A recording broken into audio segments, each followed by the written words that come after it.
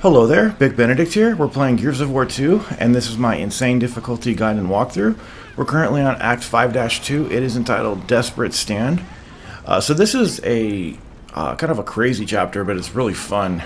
And if I'm not mistaken, this video is composed of just 2 clips, meaning that I had no deaths, so it's going to be a really seamless video in that respect. And the only part that I failed on, well, died/failed, is the Reaver section, and that's kind of a tricky one. It can be tricky, so I was just letting you know about that.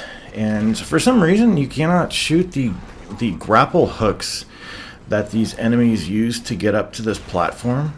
I'm not sure why that is, because it's been a long time since like the beginning of this campaign where we were shooting grapple hooks, but I thought that you could shoot these grapple hooks earlier in the game, but for some reason, not these ones. Definitely not these ones. So kind of a strange bit of business there about that. But you are going to be tasked with killing a lot of Reavers on this chapter, starting with this one. So you want to get into a really good spot that you can find. Use the good old third-person cover trick to the best of your advantage. If you get killed by the splash of the rockets, that's just the normal course of the game. That's just what the game is sometimes. But moving on to this next section here, remember to just pick up all the ammo. You start with a sniper rifle, which is nice. So we're going to bring that into 5-3, which should be helpful. And then on this part over here, there's going to be a tower that falls, more guys with grapple hooks, and if I'm not mistaken, more Reavers. So it's just a lot of Reavers to watch out for. And the one section where you're on a turret and you're supposed to kill 6 Reavers in, well, I don't know what it is exactly. There's a time limit, but all I guess I'll say is that you're supposed to kill the 6 Reavers in a timely manner.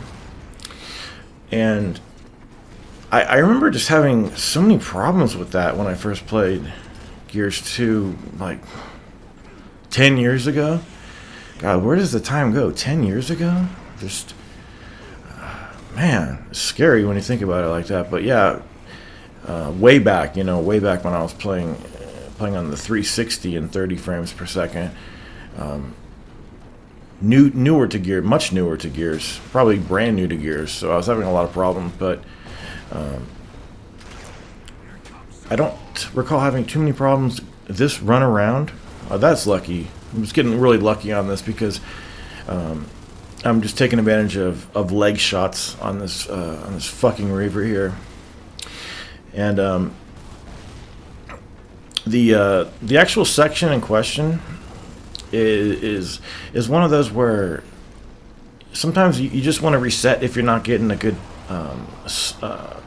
pattern of these Reavers' behavior, because the more the Reavers alight and just plop onto the ground, the easier time you'll have, because you don't even have to aim. Just put the red. I mean, you have to aim, of course, but and then another kind of awkward part over here. You've got teammates on the other side shooting down at grubs over here. There's some decent ammunition over here. There's I'm not sure what that weapon is called. It's the really slow gun, the chain gun. If you want to use that, go for it. But you're going to be very vulnerable when you drop your aim and try to get back into cover. So what I do is I ignore. I think it's called the mulcher, actually. Remember, when you're on here and you're blind firing, since you're up on this higher level, if you do attempt to blind fire, you're not going to ever hit anybody on the ground, because you are at an upper area here. I know it sounds like, obviously, why would you think otherwise? But when you're in the game just completely immersed, you might think to yourself, well, I mean, shouldn't he aim down if I'm looking at them? And he probably should, but on this, blind fire is absolutely pointless. So you want to watch out for that. You want to shoot the cars that the grubs hide behind, because then potentially they can get killed by the car explosion. And then after a certain time, this wall's going to break down, more grubs will spawn to the left, and a boomer, so you need to be careful of that boomer. And there is going to be a point where some reavers show up, but I think that you don't even have to kill them or even participate in it, because your teammates clear them for you. So shouldn't have any problems on that score, because I think I'm almost positive that it's just completely scripted. So just make sure that you pick up everything that you want over here, and don't expose yourself for too long, because obviously on insane difficulty you get put down pretty quickly. But you do have a good advantage up here, being on a higher level with these grubs. I'm not going to throw any nades down there. I do hoard grenades. I have to be honest. I hoard grenades sometimes. Usually because I usually can't hit anything with them when I throw them. I usually just hit nothing. But after a certain point, you will have those reavers spawn. And honestly, I think you can just hide in the back room and just let the scripting play out, and you'll get a checkpoint. If you get a fail state, don't come blame me later on, but I don't think that would possibly happen. And remember, when you're playing Gears of War 2, if you're on a piece of cover like this that's like waist high rather than chest high, you can aim over the left shoulder and then move out of the cover and preserve that you're aiming over the left shoulder. It's something that they've got to fucking fix in the next Gears of War, because if they're going to continue the old trope about you can't aim over the left shoulder out of cover, that's perfectly fine if you want to continue that trope, and but it's ancient. It's an ancient mechanic, and I can understand why. They have a new cover. New. It's not new, but it's a cover-based system. But you see what happens? I didn't do anything there, and you're going to get a checkpoint. Yeah, but some pretty pointless weapons back here. The mulcher. You're not gonna succeed with a mulcher. You're just gonna get killed.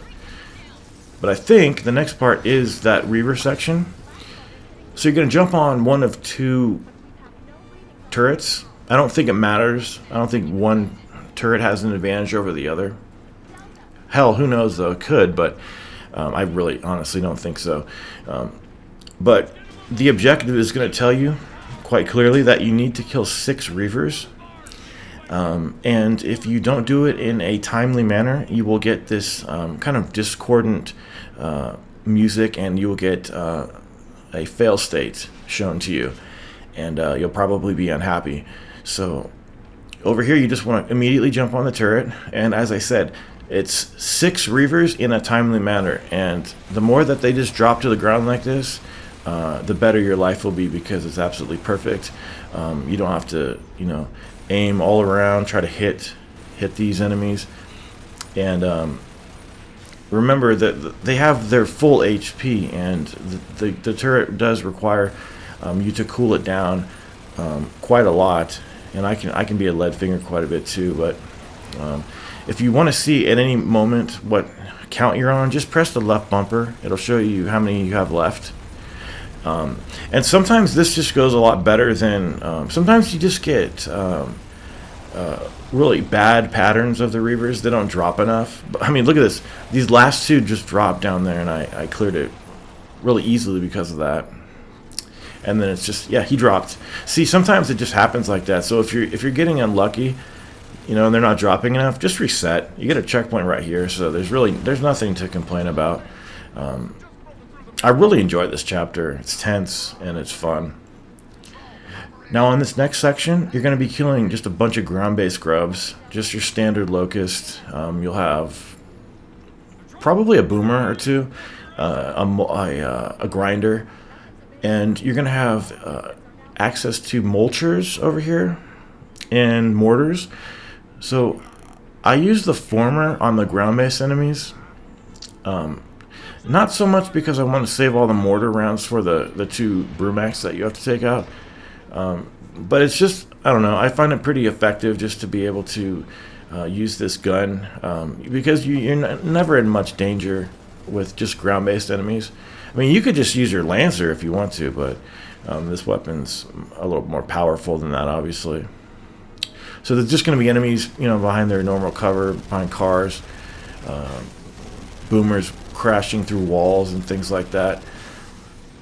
And It probably is more effective to use the mortar on this, but I find that it's just a bunch of stragglers in different places that the mortar seems like it's a little overkill. But when the Brumacs spawn, you're going to need to definitely switch to the mortar if you're using this. And then you don't ever want to be in a piece of cover like I'm on now with the mortar, because you'll just instantly get killed by their rockets when you're reloading. There's also a place down below that you can go to. I don't know how much more vulnerable or safe you are down there. I just don't go down there. But when the fight's mostly done, I'll pick up the mortar. There's two of them over here, so if you run out of ammunition, just pick up the other one. But you see how I'm using this now? You don't want to use it like this when like I said, when the Brumacs spawn. You want to move to a safer location, which I'll show you one example of in a moment. Now there's going to be two Brumacs, one to the left, one to the right. Okay, and the mortar cannot shoot far enough to hit them when they spawn, so you need to wait until they are in the middle of the screen, more or less, and start walking towards you to be able to hit them. So you're just going to be wasting time and ammunition if you start firing at them the moment you see them. And there's going to be two of them too. And sometimes, even in this place I'll show you over here, you can get a little unlucky and get killed by the rockets. So just look around for safer places. But the Brumacs have so much HP that you will get a fail state if you don't kill them with shooting them enough. But what I like to do is just stand behind something like this, you see, and you're pretty safe, because then you can reload without any stress of getting killed by rockets. And again, just wait for the Brumacs to get into about the center of the screen. Charge the gun up all the way at first, and then decrease it as they walk forward to you. And I'm not sure how many blasts it takes, but it's pretty decent. And it's another instance where you can get a fail state. If you don't get killed, they'll give you a fail state anyway. And if this piece of cover, see, I could have easily got killed there, and you might go to this piece of cover too and get killed and get upset that I didn't die in this video and you died. It just happens. That's what this game is all about sometimes on insane difficulty. But it doesn't take much to put them down, and then you will get the slash over the objective, and that is it. 5-2. I will see you in the next chapter of Act 5. Until then, please take care.